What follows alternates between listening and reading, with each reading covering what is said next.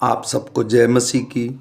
आज तारीख है 21/1/2026। हम लोग शाम का वचन पढ़ेंगे। हम पढ़ेंगे निर्गमन की पुस्तक में से उसका 1, 2 और 3 अध्याय। इज़राइल के पुत्रों के नाम जो अपने अपने घराने को लेकर याकूब के साथ मिस्र देश में आए थे, रूबेन, शिमोन, लेवी, यहूदा, इस्कार, जबूलून, बिन्यामीन, दान, नप्ताली, गाद और आशूर। और यूसुफ तो मिस्र में पहले ही आ चुका था। याकूब के निज वंश में जो उत्पन्न हुए वे सब 70 प्राणी थे।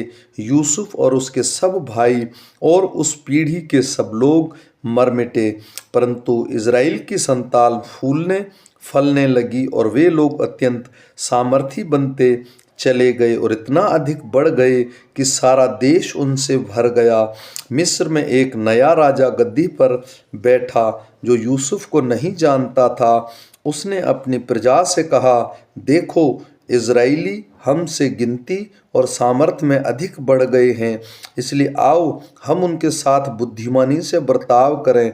कहीं ऐसा ना हो कि जब वे बहुत बढ़ जाएं और यदि संग्राम का समय आ पड़े तो हमारे बैरियों से मिलकर हमसे लड़ें और इस देश से निकल जाएं। इसलिए उन्होंने उन पर बेगारी करने वालों को नियुक्त किया कि वे उन पर भार डाल डाल कर उनको दुख दिया करें।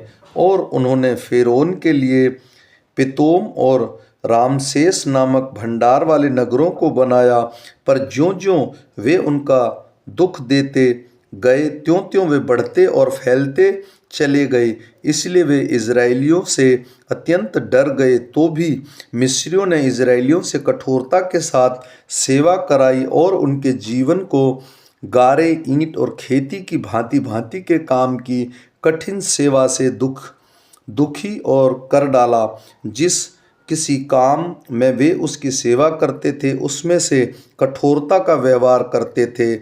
शिप्रा और पुआ नामक 2 इब्री दाइयों को मिस्र के राजा ने आज्ञा दी, जब तुम इब्री स्त्रियों को बच्चा उत्पन्न होने के लिए समय प्रसव के पत्थरों पर बैठी देखो, तब यदि बेटा हो तो उसे मार डालना और बेटी हो तो उसे जीवित रहने देना।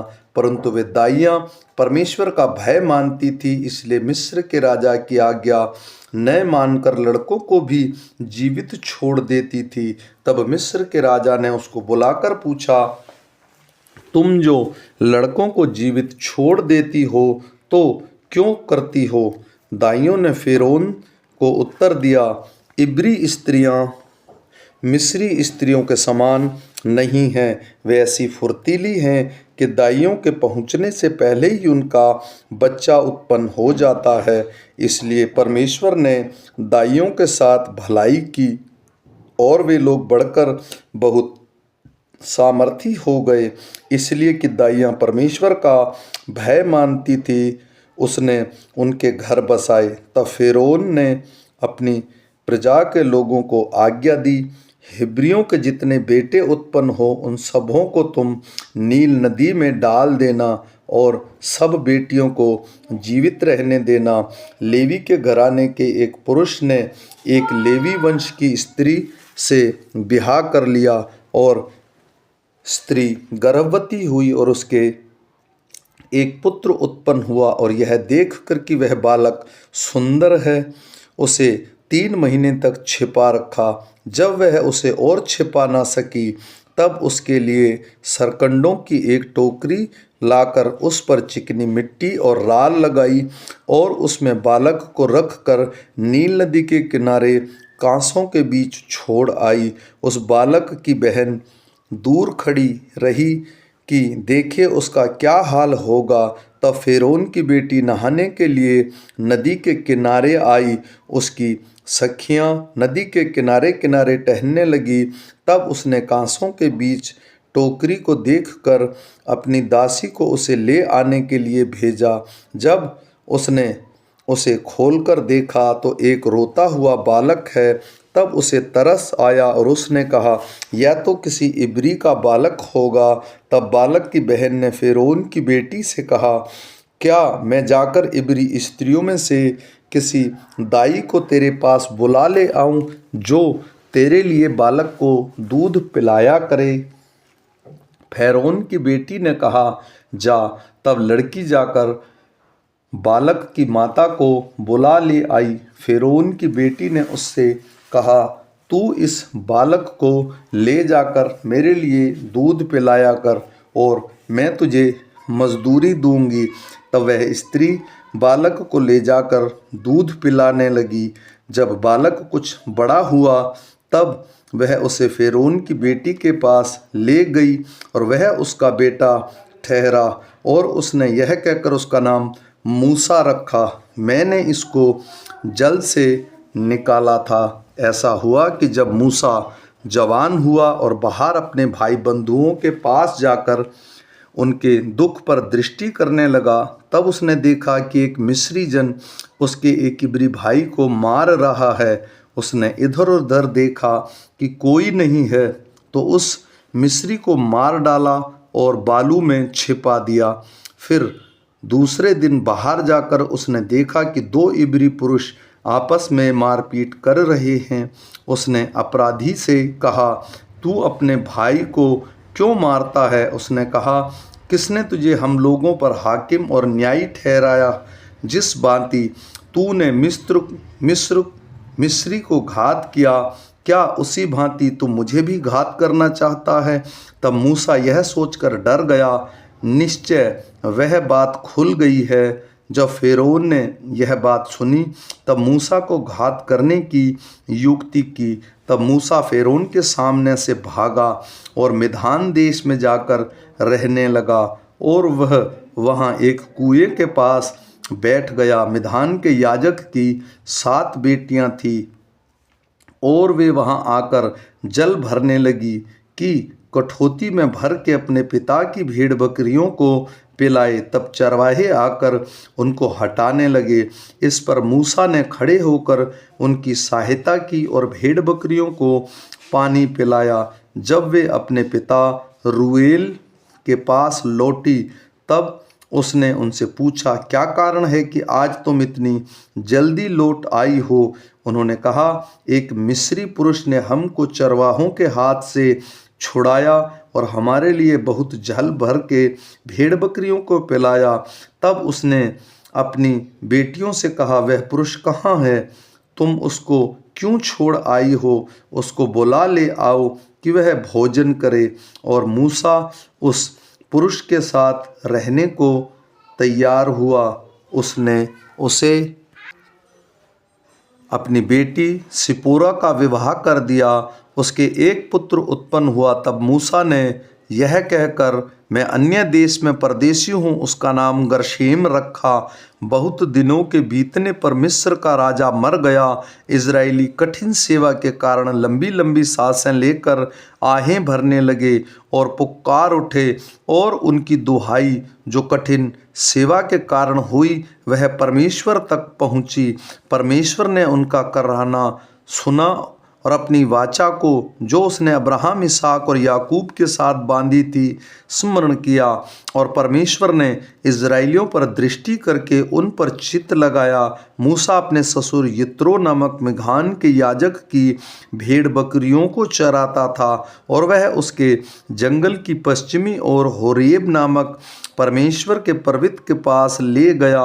और परमेश्वर के दूत ने एक कटीली झाड़ी के बीच आग की लो में होकर दर्शन दिया और उसने दृष्टि उठाकर देखा कि झाड़ी जल रही है पर भस्म नहीं होती।